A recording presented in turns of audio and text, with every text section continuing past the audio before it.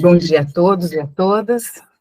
Vamos dar início ao segundo seminário sobre métodos clínicos na pesquisa em psicanálise.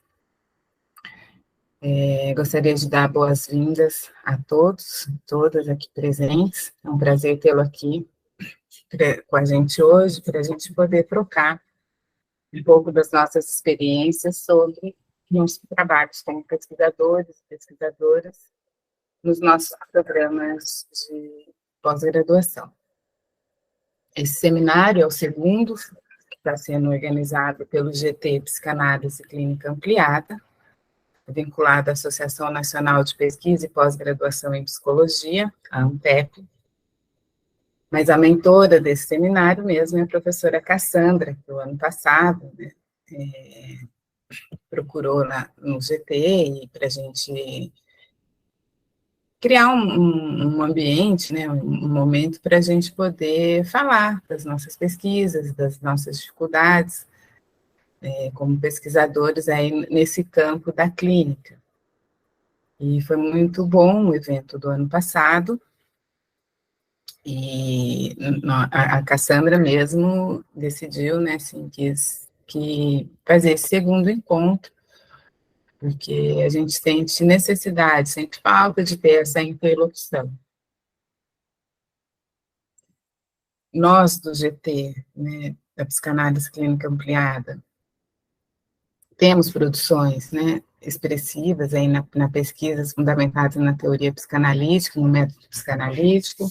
O ano passado foi lançado esse livro, que é fruto também dos trabalhos aqui dos colegas do GT, que chama Pesquisas Acadêmicas em Psicanálise, Reflexões Teóricas e Ilustrações Práticas. Tem alguns dos trabalhos oriundos de um seminário que aconteceu o ano passado.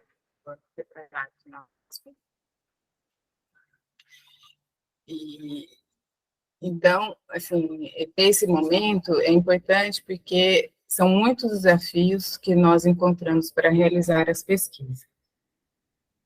Nesse sentido, que a gente espera que esse seminário possa ser um momento, né, de reflexão, de discussão entre a relação que existe da clínica e a pesquisa psicanalítica, considerando os passos da pesquisa, que são o objetivo, o objeto, né, de trabalho, o método e os objetivos. A gente sabe que o tratamento e a pesquisa, ela coincide, né, nós que estamos na clínica. E muitas vezes, talvez a maioria das vezes, né, o trabalho com a pesquisa surge no trabalho com a clínica.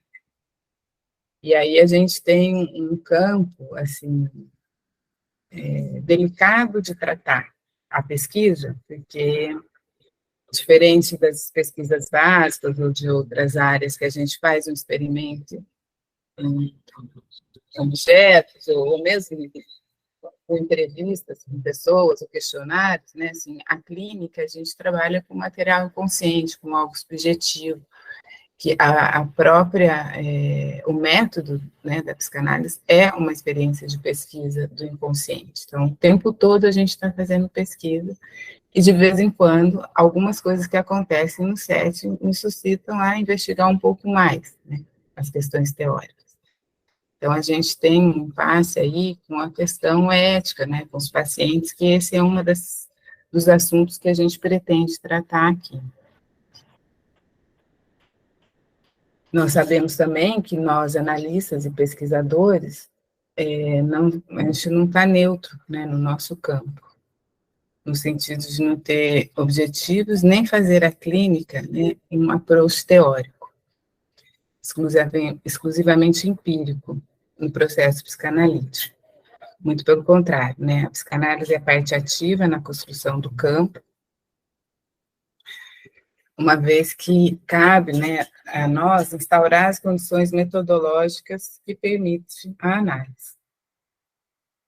Então, como psicanalistas, a condição do trabalho é essa investigação, o objetivo principal, né, a investigação dos acontecimentos do inconsciente e que é norteado pelas premissas teóricas que são modificadas por aquilo que vai emergindo na fala do paciente e no campo transferencial.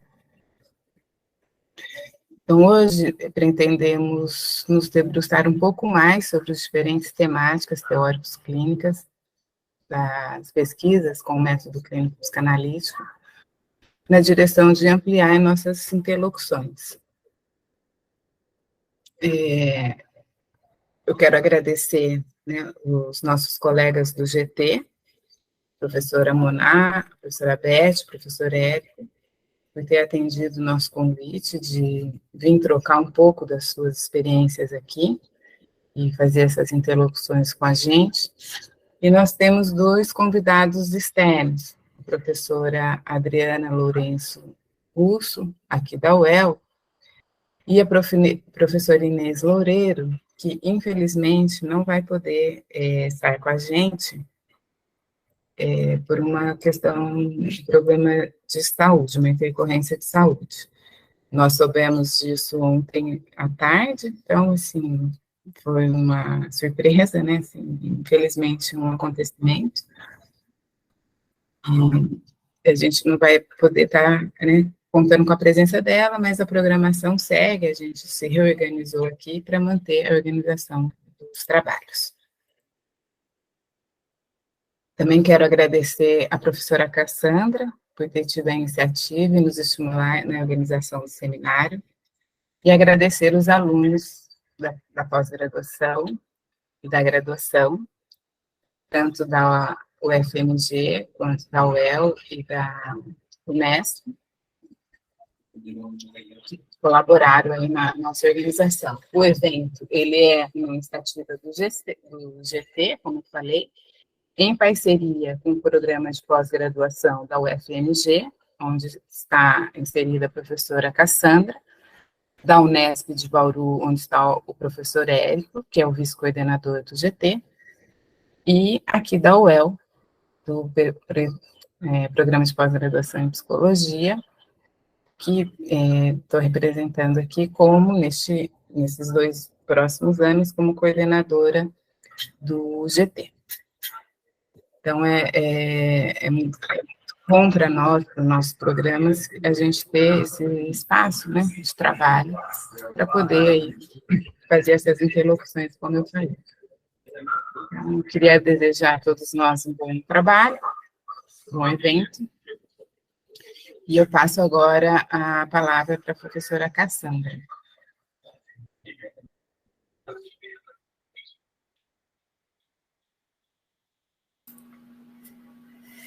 Bom dia a todas e todos, né, que estão aqui com a gente hoje, atendendo a uma demanda que, partindo do nosso grupo de pesquisa no programa de pós-graduação da UFMG, tem encontrado eco, né, em meio a discentes e o apoio dos docentes de outros programas de pós-graduação do nosso GT, Psicanálise Clínica Ampliada. Isso vem acontecendo desde a primeira versão do seminário, em 2021, que foi muito proveitosa para todos, né? Então, deixo aqui os nossos agradecimentos a vocês todos pela acolhida da nossa proposta. Bom, eu gostaria também de agradecer imensamente o apoio que eu tive assim, na organização, na parte prática, né, da Úrsula Carvalho Cavalcante, da UFMG, a Beatriz de Carvalho, a Natani Ferreira, o Pedro Lima, né, que foram assim, essenciais para que tudo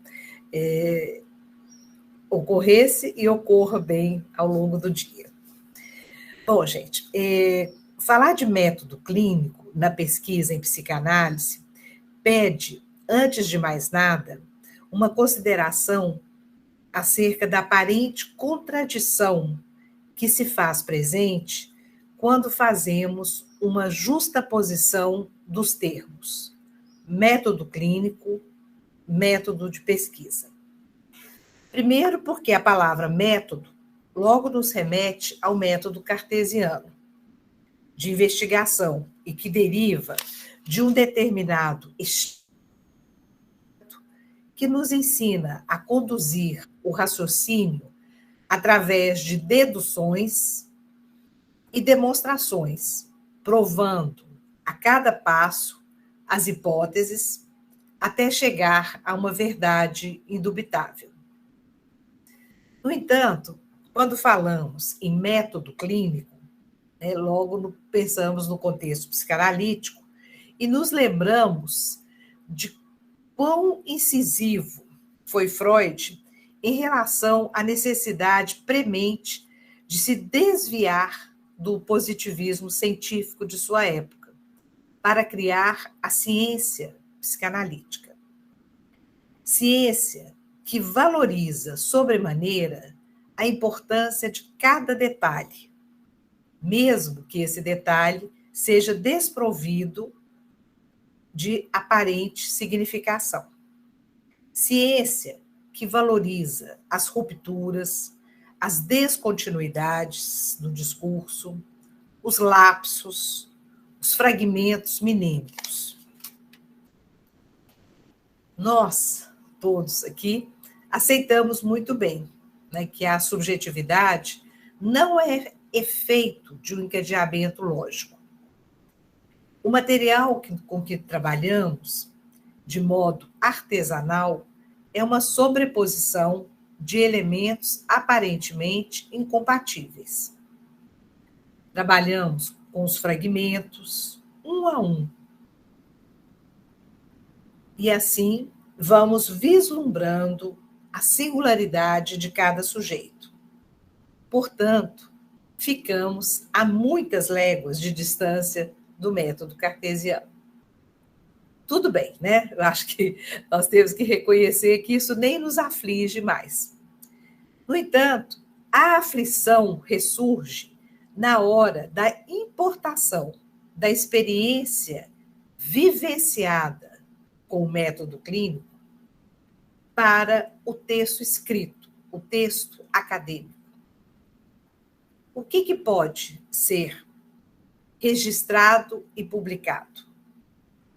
Quais são os limites éticos?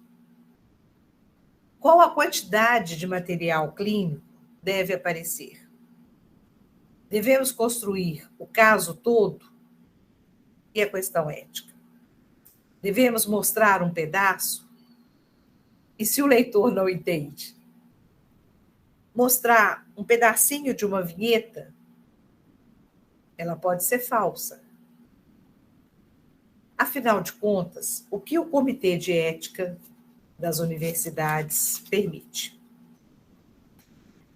Afora essas dúvidas, no meio do caminho das nossas pesquisas, já temos um rosário de culpas, alinhavadas pela certeza da interferência explícita da nossa subjetividade na pesquisa.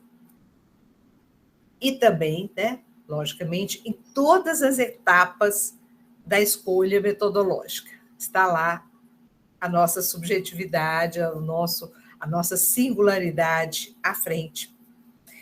Sabemos que o tema da pesquisa costuma estar diretamente ligado aos nossos interesses pessoais, que fazemos parte do campo de pesquisa estudado e nele interferimos, seja com o nosso olhar, que muitas vezes interfere mais até do que nossas palavras, o nosso tom de voz, mas interfere também com nossos gracejos, nossos lapsos, até mais, se levarmos a sério a proposta freudiana da comunicação entre inconscientes. E se, além do mais, formos ferencianos, admitiremos até mesmo que o inconsciente do analista pesquisador não é apenas receptor de conteúdos, mas também emissor.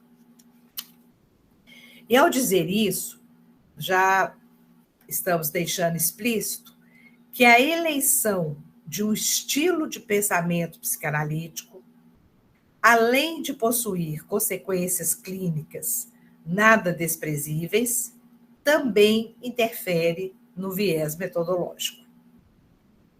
Assim, falar de método clínico, de pesquisa em psicanálise, é também falar de um método que vai ser desviante por natureza, uma vez que está completamente enredado na singularidade do pesquisador, na singularidade de seu objeto de pesquisa e, por que não dizer, na singularidade do seu orientador.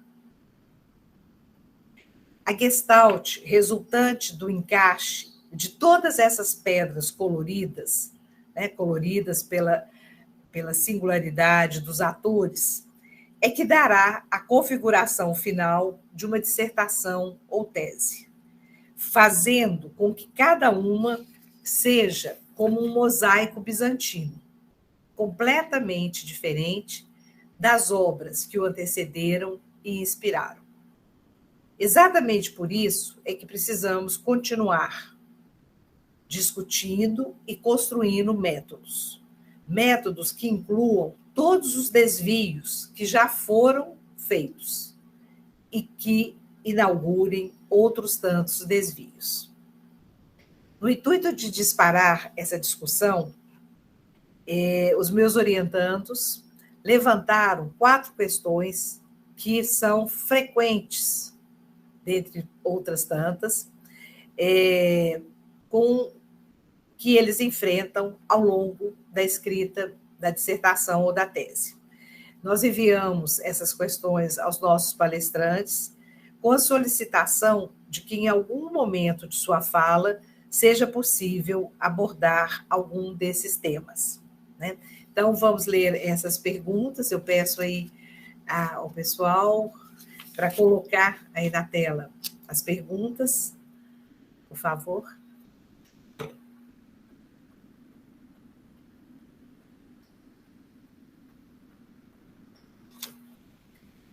Bom, pode aumentar um pouco, por favor, Pedro. A primeira delas: os pesquisadores dos programas de pós-graduação em psicanálise, em geral vinculados aos departamentos de psicologia, quando querem desenvolver estudos que dependem de coleta de dados com seres humanos, devem se submeter a um procedimento comum e obrigatório nas universidades: a tramitação e aprovação do projeto no Comitê de Ética em Pesquisa. Não raramente, esse trâmite é marcado pelo que parece ser uma incompreensão por parte dos COEPs acerca da teoria e técnica psicanalítica, o que dificulta a aprovação com celeridade dos projetos de pesquisa. O que se questiona é: a que isso se deve e qual o caminho possível para a superação dessa dificuldade? Questão 2. Sabemos que grande parte dos projetos de pesquisa apresentados nos programas surgiram a partir de fenômenos clínicos acompanhados pelos discentes. Quais seriam os limites de exposição desse material nas dissertações e teses, quando não houve anteriormente a assinatura de um TCLE? Terceira: o método clínico da psicanálise contempla o estudo dos fenômenos sociais? Sendo que a psicanálise estuda o subjetivo, como podemos definir o método clínico como pesquisa frente a esses fenômenos coletivos? E a quarta e última pergunta feita foi: em relação à discussão da psicanálise ser ou não uma ciência, o que seria uma comprovação científica para a psicanálise? E quais possíveis aspectos metodológicos são indispensáveis para uma comprovação científica da psicanálise? Bom, essas 4 questões, né, esperamos que a gente tenha oportunidade de discutir, né, mais detidamente na parte da tarde, mas são questões que, com certeza, vão estar presentes e tangenciar a palestra dos nossos convidados. Eu agradeço a todos que responderam, que aceitaram o nosso convite de estar aqui hoje, né, e desejo que a gente tenha um dia muito proveitoso e muito frutífero, né, e inspirador para a escrita de todos vocês. Tá? Obrigada pela atenção